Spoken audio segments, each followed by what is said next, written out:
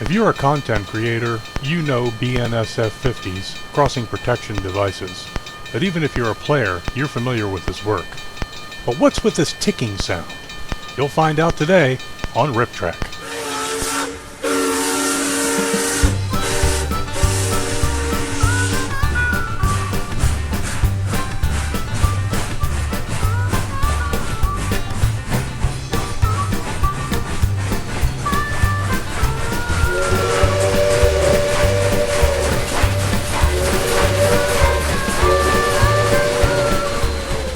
So the problem with the sound from the crossing gate and the bells is something called DC offset.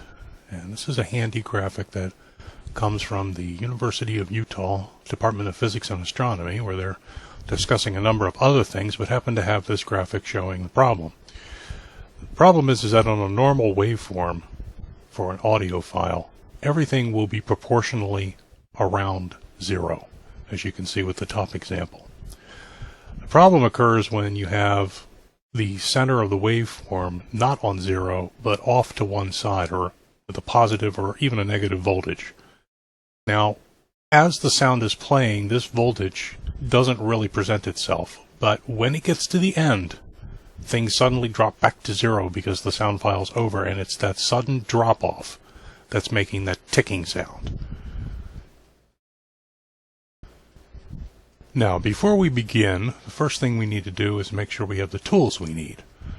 And that tool will be a program called Audacity. It's a freeware audio editing program.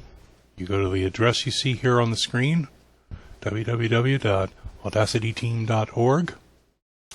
And once you do, you'll see this as their homepage, and you'll see just a little bit down the page the link that says Download Audacity 2.1.2, or whatever the version is at the time when you go to do it. You click there, and here you're presented with the different programs for different operating systems. For me, it's going to be Windows, so I'll pick Windows. That takes us to another page, a couple different packages.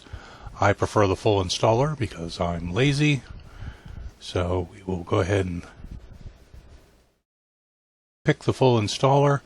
And on the next page, we get, again, a bunch of different options for different OSs, but automatically, the one for Windows has been downloaded, since that's the one I had chosen. And then once that's downloaded, you're going to install that like any other program. And once it's installed, you'll be ready to move on to the next step. Now, we're going to go ahead and open up Trainz a New Era. And we're going to show you how to fix this problem. I'm going to click on the Manage Content. There's the Content Manager, and the server's working today, which is good news. So what you want to do is right-click on the crossing that's giving you the trouble, and go down and select Open for Editing and then go over and select Show in Explorer. We get a long list of files. The one we're interested in, however, is bell.wave. And we're going to open this with Audacity.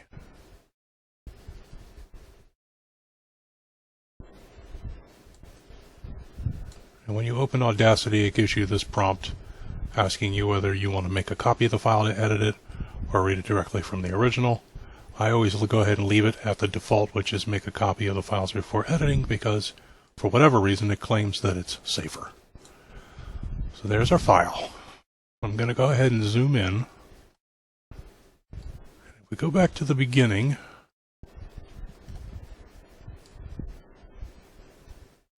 we can see that the flat line, which is supposed to be silence and should be at 0, isn't at 0. It's just a little bit off to the top.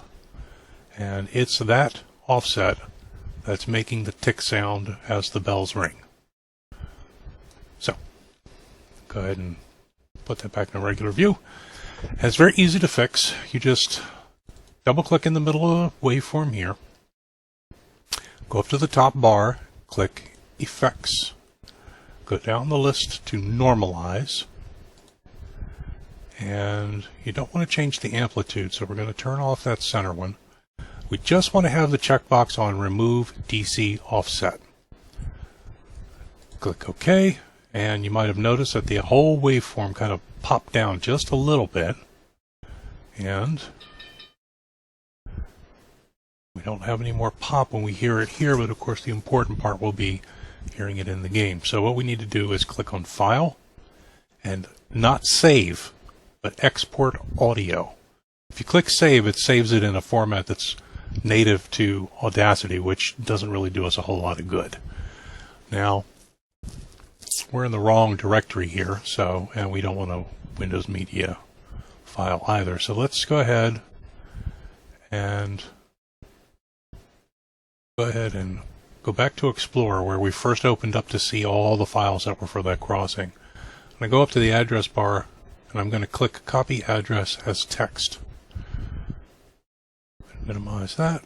I'm going to highlight the file name it provided. I'm going to paste in that box. I'm going to click on Save, and it's not actually going to save. Instead, it's going to take me to the directory that we need to save this in, which is, of course, the directory that was open to edit the file back in Content Manager. We want a 16-bit signed PCM wave. And see, now we have Bell Wave as being the name that it's giving us as default, which is, of course, the original name. We're going to go ahead and overwrite that. Of course, it gives me the file already exists. Do you want to replace? I'm going to say yes. This screen is not very important. It's for adding meta information into the file itself. We're just going to click OK and leave that all blank. That file has now been saved. We'll close Audacity. We're not going to save changes because that's, again, going to save as a native Audacity file. And then back in Content Manager, we just right-click and we say Submit Edits. And now that's done. It's been switched now. It says Modified. Go ahead and close Content Manager. And we'll start up Trainz. And that particular shot we saw earlier was on one of my routes. So we'll go ahead and load the route up. And we'll see if we still have any troubles with the sounds. Okay, so here we are in the route. Let's see, we don't really care what mode we're using there. I'm going to go ahead and move on over to the crossing in question, which is this one. Let's go ahead and pick a train, any train. We'll just stick it there. Oh, and there they are. The gates have been triggered.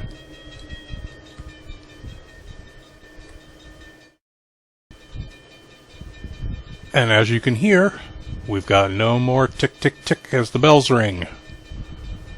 So we are all set.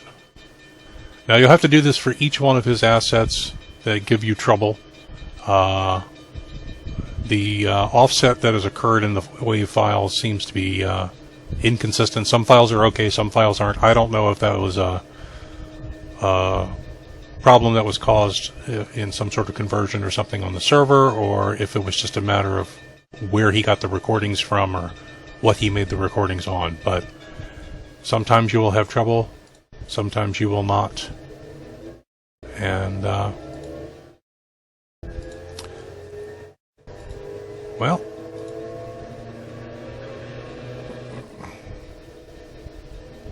that's all there is to it.